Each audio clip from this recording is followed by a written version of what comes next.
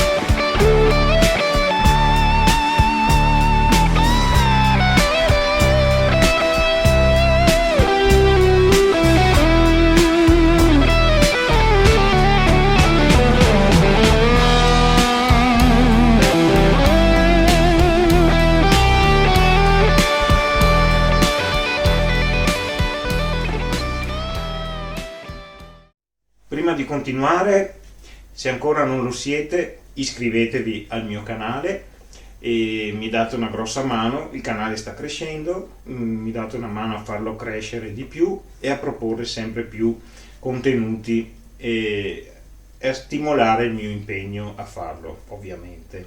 Grazie. Allora, perché ho preso questa chitarra?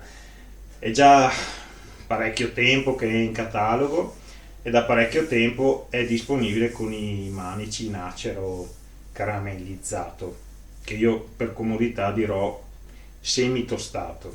Ecco, il manico semi tostato e satinato. Ecco, questo mi incuriosiva perché già quello della TE 52 che ho qui era veramente un gran bel manico.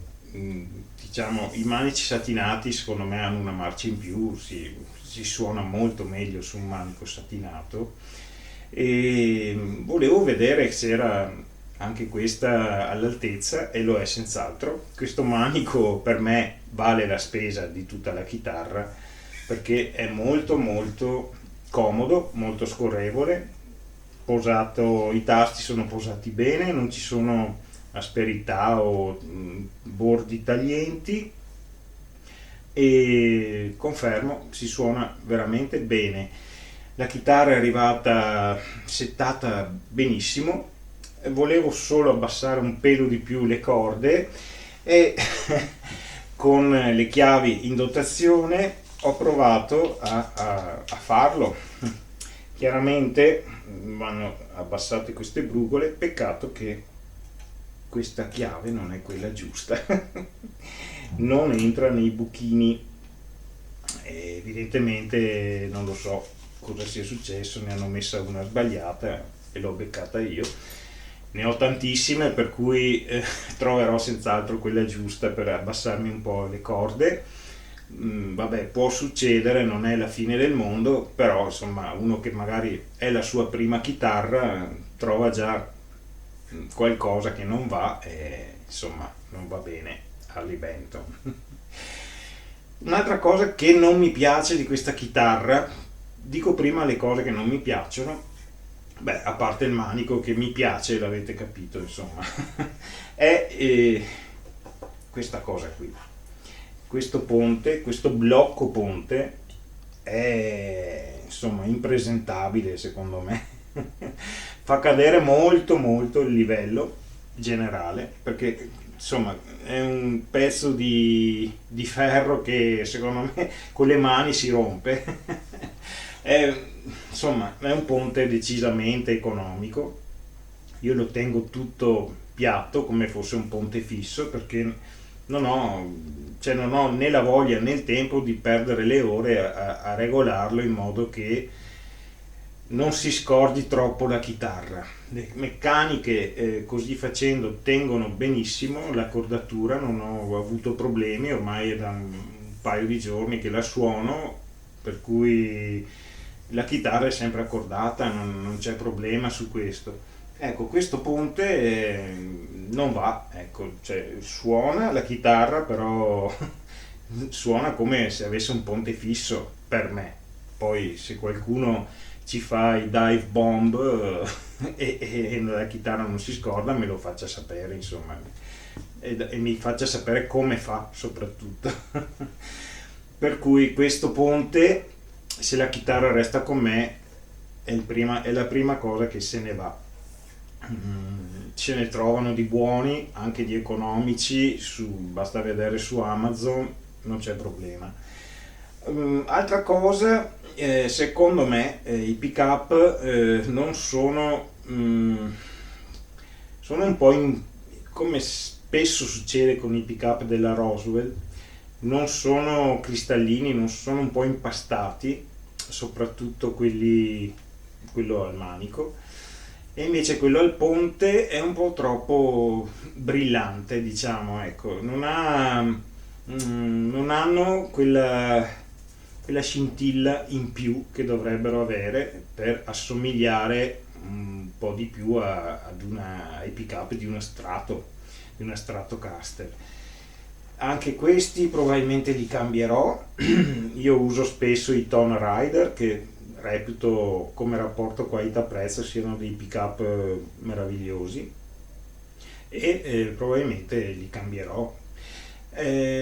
Vorrei al limite, a fine video, vorrei mettere un preventivo di spesa di quello che vorrei cambiare, e comunque la chitarra dovrebbe restare sempre più conveniente di una Squier Classic Vibe.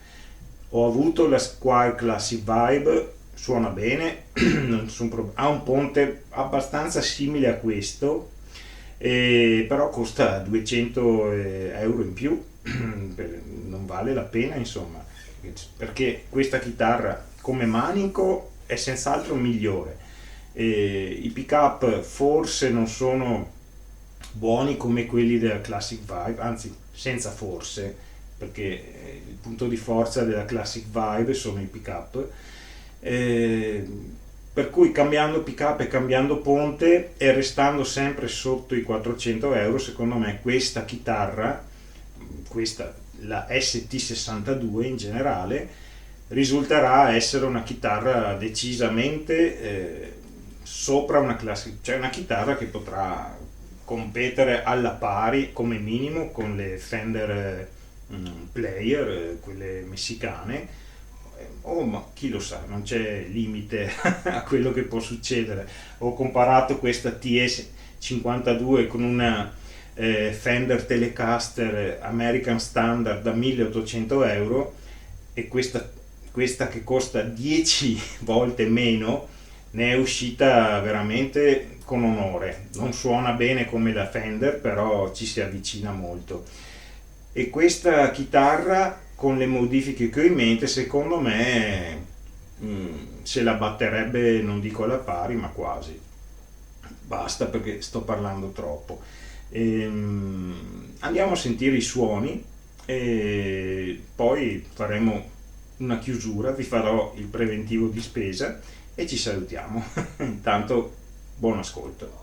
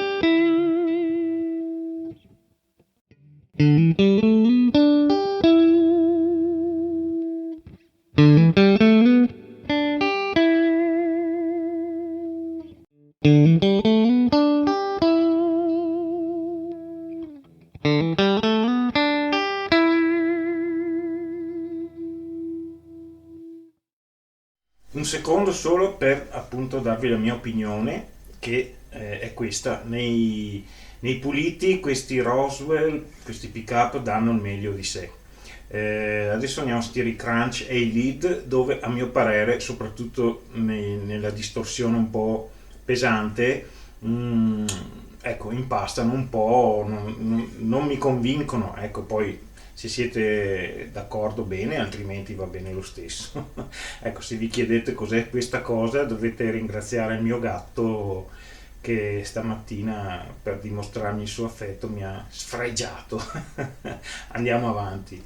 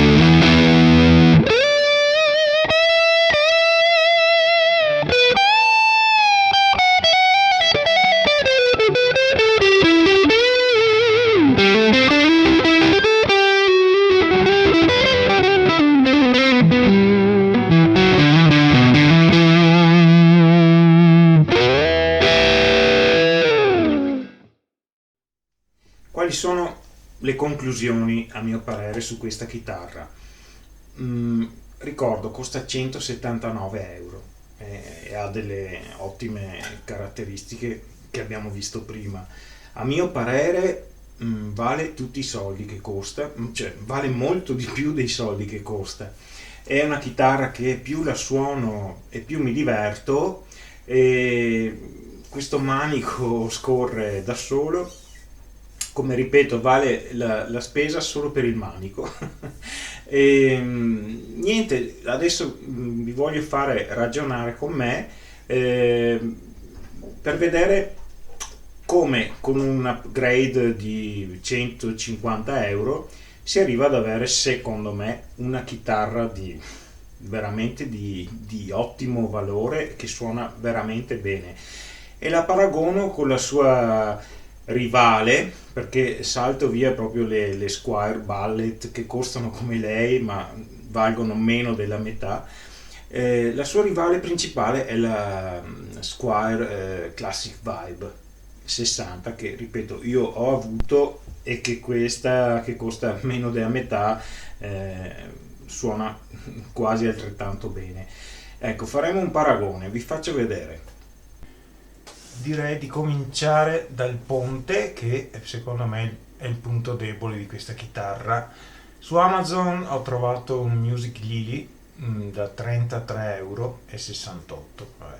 E si possono trovare anche molte alternative, più costose, meno costose. Ci sono dei ponti anche della Wilkinson, ma io voglio restare dentro ai 150 euro, per cui questo secondo me va bene. Ne ho uno simile, non dorato, che ho messo su un altro kit Harley Benton, e mi sono trovato bene, per cui vado sul sicuro. Poi i pick up, metterei questi Tone Rider Classic Blues, che ricreano un suono Strat anni 60, e vedete che tutti e tre costano 92 euro. Tone Rider per me sono dei pick up con un rapporto qualità-prezzo veramente ottimo, più che ottimo. Per ultimo cambierei il selettore a 5 vie, che anche questo non mi convince tantissimo, anche questo costicchia abbastanza. Ce ne sono anche di più economici, ma insomma ho preso questo, poi dopo vedremo. Questo è un Ernie Ball, vabbè, non c'è bisogno di presentazioni. Ernie Ball è un'azienda più che seria. Ecco, 25, allora facciamo un po' di conti. 33 euro più 25 del selettore più 92 dei pick up, viene fuori giusto 150 euro. Ecco, se andiamo a vedere il prezzo delle Classic Vibe delle Squire, questa è la più costosa, costa 411, ma ad esempio quella che avevo io, che è questa, costa 399, insomma sono sempre 400 euro. E insomma la chitarra suonava bene, ma aveva il suo prezzo. Facendo un conto veloce, una Classic Vibe 60 costa 400 euro, 399, insomma dipende dal negozio. Questa costa 179, meno della metà. Con le modifiche che vorrei farci io si spendono 150 euro, e comunque si risparmiano in ogni caso 70 euro rispetto ad una Classic Vibe, o 71 euro, adesso dovrei fare il conto, e si ottiene sicuramente una chitarra che suona alla pari con una Fender normale, insomma una player, oppure anche qualche Fender americana. Non ho problemi, senz'altro sarà così, ne sono sicuro. Ecco, non sono sponsorizzato da Harley Benton, dico solo quello che penso. Sono buone chitarre, per quello che costano veramente ti danno 10 volte tanto il loro prezzo. Le consiglio senz'altro a chi vuole cominciare, ma anche a chi come me suona da 30 anni e con alterne fortune. Io sono stato fermo anche per degli anni. Ho suonato di tutto, Gibson, Fender, Ibanez, Paul Reed Smith, tutte ottime chitarre e tutte con un prezzo insomma da venderci un rene. Con le Harley Benton non solo non vendi il rene, ma insomma ne puoi comprare 10 di Harley Benton con quello che costa una Fender americana o una Gibson Les Paul standard, ne compri anche 15 di Harley Benton. E con le varie modifiche che si possono fare suonano senz'altro ottimamente, a parte che ci sono anche delle Harley Benton che suonano veramente bene senza nessuna modifica, parlo di quelle magari di prezzo un po' più alto, soprattutto quelle che fanno in Indonesia. Ecco, spero di avervi, insomma, sono stato un po' lungo, però spero di avere tolto varie curiosità, soprattutto a chi vuole cominciare a entrare in questo mondo di Harley Benton e magari non sa che chitarra prendere. Questa potrebbe essere un'ottima scelta. È anche un'ottima scelta per chi già suona e vuole avere un buonissimo muletto, oppure anche una prima chitarra, ovviamente facendoci qualche modifica. Ecco, dimenticavo di dire che pesa pochissimo, pesa 3,4 kg, perché qui sembra che il peso sia una cosa importante, per me non lo è, per molti sì. Ecco, finiamo qui. Vi chiedo, se siete arrivati a questo punto, bravissimi, coraggiosi, complimenti, iscrivetevi al mio canale e ci vediamo a un prossimo video. Ciao!